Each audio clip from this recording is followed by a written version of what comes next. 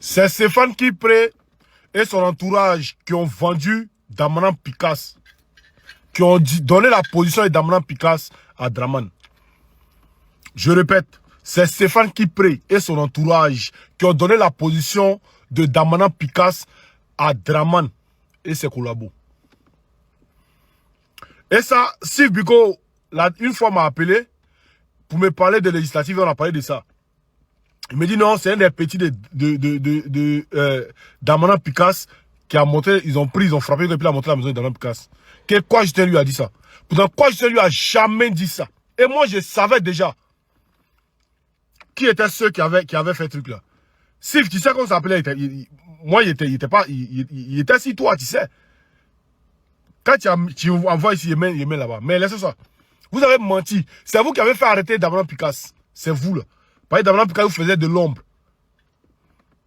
Damanan Picasse vous faisait de l'ombre. Voici un gars comme ça. C'est-à-dire, toi, tu es marié à la fille de Gbagbo et puis tu t'as dragué la sœur de Nadi Bomba. Mais elle qui sait que tu es le beau de son beau. C'est-à-dire, tu es le jeune de son beau. Mais elle t'a envoyé balader. Elle t'a envoyé chier. Vous voyez déjà qu'on les tentacules, il a mis ses tentacules, comme il a l'argent, il a mis ses tentacules un peu partout. Présidente des France président des femmes de France, PPACI, c'est une de ses tentacules. Là, elle, je l'aime bien, Madame Kipré. Mais elle travaille pour Stéphane Kipré. Elle travaille pour Stéphane Kipré. La vieille mère Kipré, président des femmes de PPACI France, là. Elle travaille pour Stéphane Kipré. Elle, je l'aime bien, hein. Elle, voilà, elle, c'est, voilà. Mais elle travaille pour Stéphane Kipré. Maintenant, à Abidjan, la présidente des femmes de PPACI, Côte d'Ivoire, c'était maman Odette Lorion. Qu'elle était présidente là. Mais on a vu comment les femmes là, même quand ils ont rempli parler de la culture, les femmes, on voyait les femmes de l'émission, on voyait les femmes partout. Mais Stéphane Kipré a tout fait pour mettre ça, je ne sais pas, Louange, je ne sais pas qui là. Mais on a vu que même match du 11, les femmes ne sont pas sorties. Et des gens qui sont battus. Quelqu'un comme quoi Justin qui a fait toute la prison de Côte d'Ivoire à cause du nom de Gbagbo. À cause de son amour pour le président de Gbagbo. Vous l'écartez. Une femme, même le RDA allait verser 100 devant sa maison. Allait les chercher. Allait faire tout. Elle a subi des choses. Le RDA, psychologiquement, l'a terrassé. Mais cette femme-là s'est levée pour le président de Gbagbo. À la personne des moments Odette Lorion. Mais c'est pas qu'il prend à magouiller.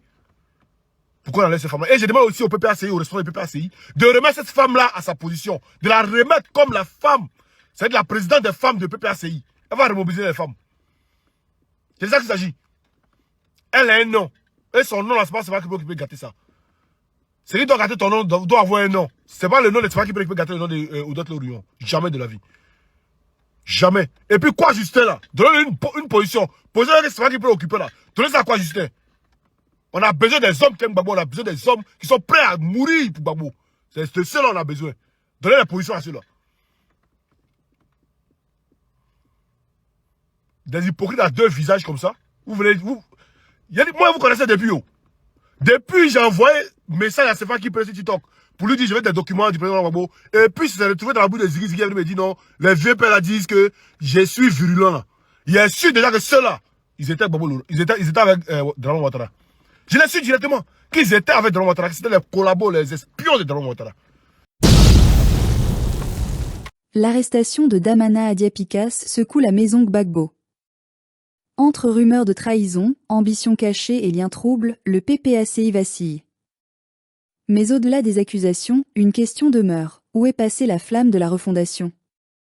Le peuple, lui, observe déçu, mais pas encore résigné. Nous vivons des temps de confusion, des temps où la fidélité à une cause semble s'effacer devant les intérêts personnels, où le mot camarade a perdu son sens.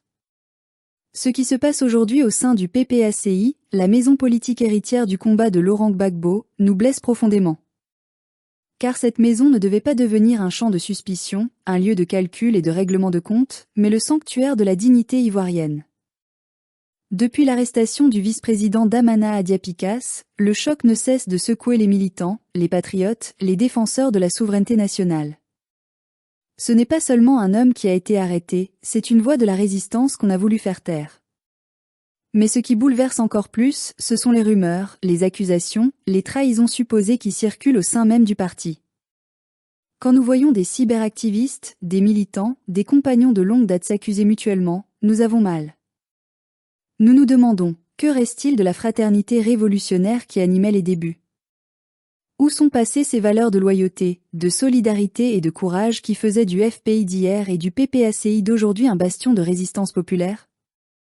On dit que c'est Stéphane Kipré, vice-président du parti, qui aurait trahi Damana à Diapikas, qu'il aurait donné des informations sur sa position, que cette trahison aurait conduit à son arrestation.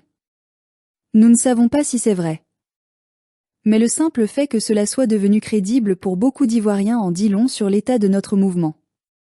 Car dans une famille soudée, personne ne pourrait imaginer une telle chose. Cette suspicion, cette méfiance généralisée, n'est pas née d'un hasard.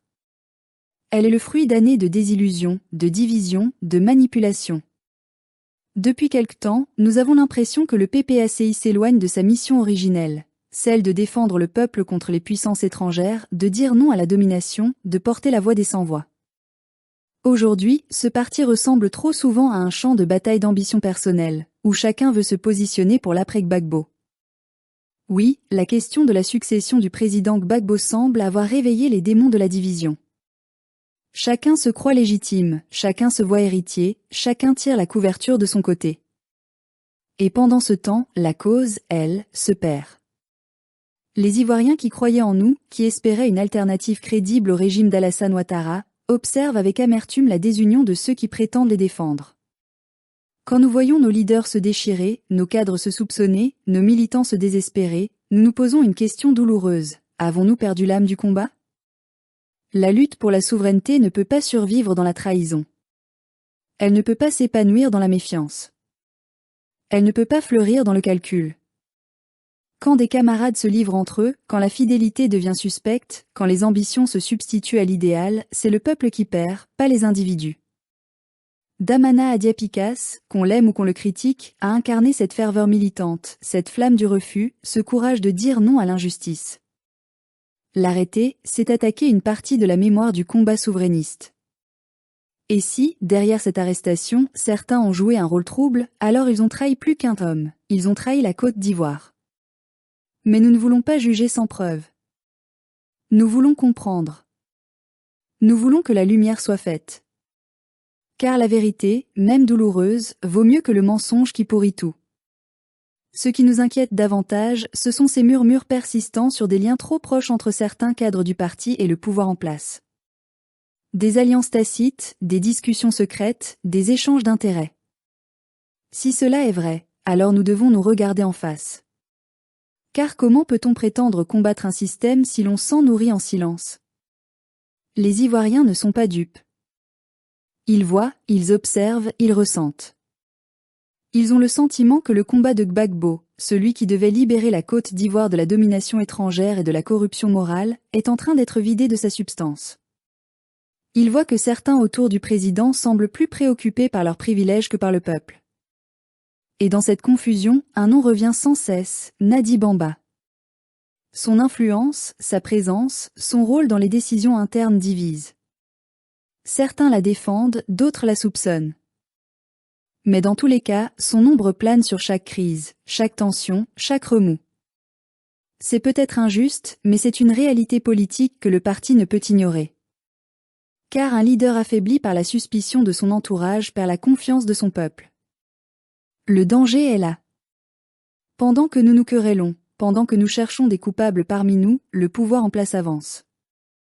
Le RHDP d'Alassane Ouattara continue d'imposer son 4e mandat, d'étouffer les libertés, d'affaiblir les voix dissidentes. Et nous, nous offrons le spectacle d'une opposition désunie, en perte de repères, minée par les rancunes et les jalousies. Il faut le dire avec courage, la lutte pour la souveraineté de la Côte d'Ivoire est aujourd'hui menacée, non pas seulement par le régime en place, mais par ceux qui, en son sein, ont oublié que la cause du peuple est plus grande que leurs ambitions. Nous devons nous souvenir d'où nous venons. Nous devons nous rappeler les années sombres, les prisons, les exils, les larmes. Nous devons nous souvenir que si Gbagbo est devenu un symbole, c'est parce qu'il a refusé de se vendre. Parce qu'il a tenu, seul, face à l'Empire. Et si aujourd'hui nous trahissons cet héritage, alors nous trahissons toute une génération. Mais il n'est pas trop tard. Nous pouvons encore sauver le rêve. Nous pouvons encore redonner au PPACI son âme, son sens, sa mission.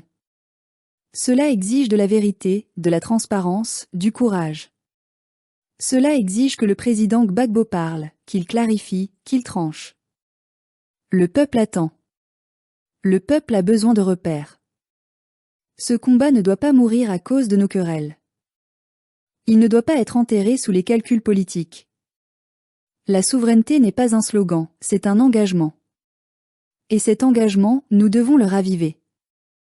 Alors oui, il y a des trahisons, des rivalités, des failles. Oui, la lutte s'essouffle. Mais nous refusons d'abandonner. Car nous croyons encore à cette Côte d'Ivoire digne, indépendante, fraternelle, qui saura se relever de toutes les manipulations. Nous croyons encore que le peuple finira par distinguer les vrais patriotes des opportunistes. Que la vérité finira par triompher. Et que ceux qui trahissent aujourd'hui, au nom de leurs intérêts, seront balayés demain par la force du peuple réveillé. Nous n'avons plus peur. Nous ne nous tairons plus. Parce qu'en nous brûle encore la flamme de la liberté, celle que même les prisons, les trahisons ou les divisions ne peuvent éteindre.